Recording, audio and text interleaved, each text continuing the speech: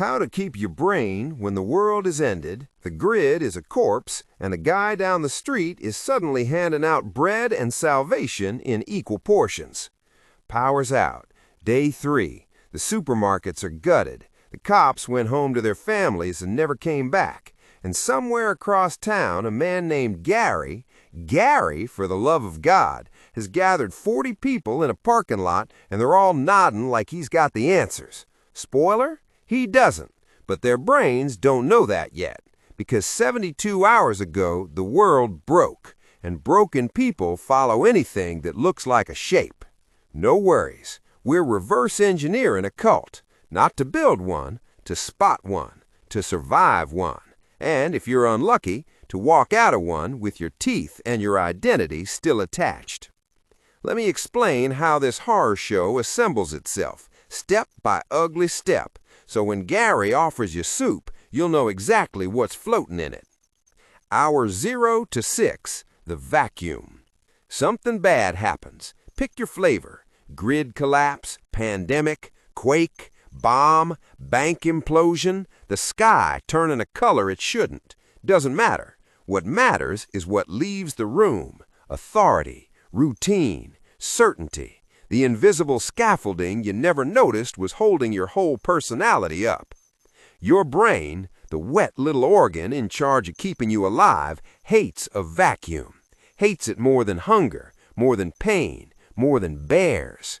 A confused brain will accept anything that looks like order, including, and I cannot stress this enough, a man in a bathrobe claiming he saw God in a substation.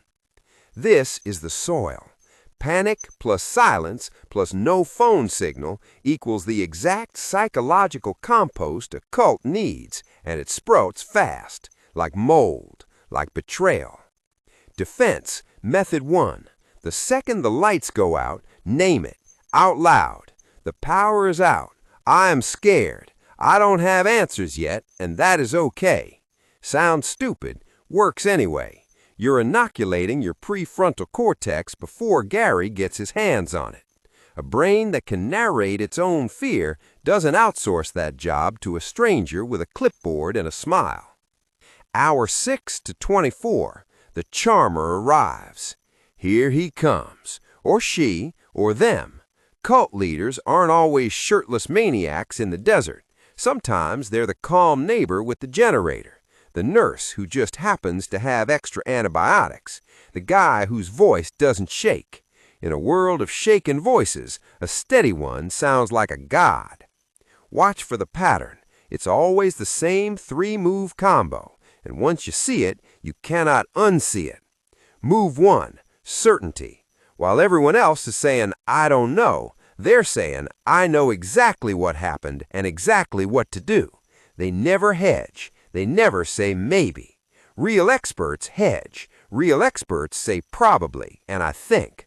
Prophets don't. Prophets declare. If someone's certainty level doesn't match the available information, you are not looking at a leader. You are looking at a symptom. Move 2, the enemy. They'll name a villain fast. The government, the neighbors, the other street, them, the outgroup. Doesn't matter who. Just that there is one, because nothing bonds a scared group faster than a shared target. Your amygdala lights up, your tribe instincts fire, and congratulations, you've just been assigned a team jersey you didn't ask for. Move 3, the gift. Food, water, warmth, information, a working radio. Something small but vital. They give it freely. They'll even insist. Because they know, instinctively, like a parasite knows a bloodstream, that the human brain cannot accept a gift without wanting to repay it. It's called the reciprocity reflex, and it has sold more timeshares and recruited more disciples than charisma ever has. Defense, method 2. Accept the soup, eat the soup, then leave. Do not let a calorie become a contract. Say thank you, walk away, and under no circumstances agree to come to the meeting tonight. There is always a meeting tonight. That's where the hook sets. Hour 24 to 48. The story hardens. Now it gets weird. By day 2, The group, 5 people, 15, 50, has a story, a narrative, and it's always the same shape underneath. We are special. We saw this coming. Everyone outside is lost. Follow the plan and you live. Doubt the plan and you die.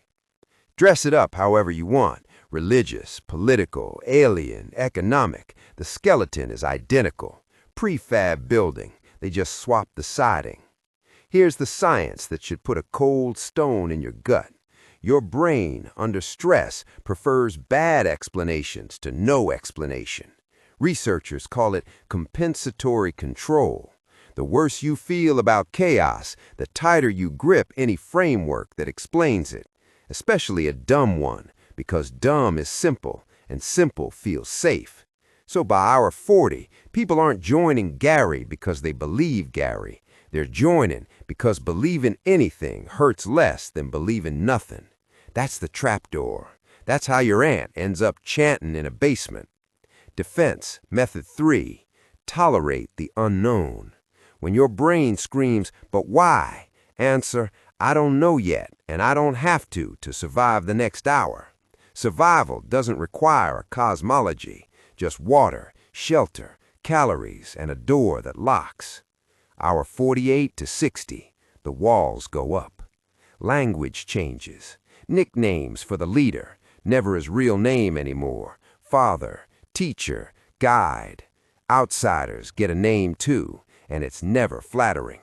The lost, the sleepers, the sheep. Rich, coming from a group currently being herded. Sleep gets weird. Meals get communal. Someone suggests pooling resources just for efficiency. Someone else says nobody leaves alone for safety. Every rule sounds reasonable. Every one. That's the trick. No single brick looks like a wall. Stack 'em for 60 hours and you can't see the sky.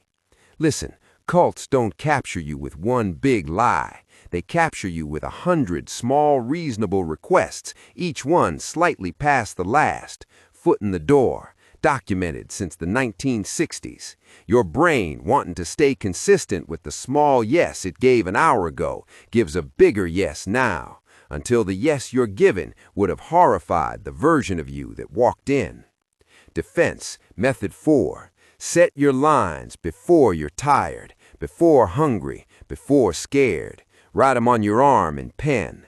I don't give up my ID. I don't give up my supplies. I don't stop talking to my family. I don't sleep somewhere I can't leave. When the small requests start, you check the list. You don't argue. You step back. Debate is how they get you.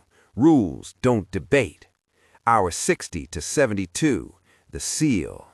By now, the group has a ritual, a prayer, a pledge. Everyone in a circle at dawn, repeating last night's sermon. The function is the same. Synchronized behavior releases oxytocin, drops cortisol, makes the brain feel, chemically, like it's home. That's the seal. Once your nervous system links this group with safety, leaving feels like dying, not metaphorically. Withdrawal symptoms, real ones, shakes, nausea, dread. Escapees describe it like kicking heroin. The neurochemistry overlaps. 72 hours, 3 days, a long weekend, the exact distance between the power went out and I would die for Gary. Defense, method 5, the big one. Keep 1 foot outside, always. Even if you join something for survival, a shelter, a convoy, keep a private thought, a private plan, a private person you check in with who isn't in the group. Cults die in sunlight. And sunlight is an outside perspective. One friend, one relative, one voice on the radio that isn't the leader's. That's all it takes to keep your soul on a leash you're still holding. Stripped to bone, a crisis doesn't create cult leaders. It creates cult-shaped holes in ordinary people. The leader just walks in. Remove the hole. Name your fear. Tolerate the unknown. Keep 1 foot outside. And he's just a weird guy in a parking lot. The world will end more than once. Someone with steady eyes will offer you soup and a story. Eat the soup, skip the story, lock the door. If your brain is still your own in the morning, congrats, you survived what eats most people before hunger does.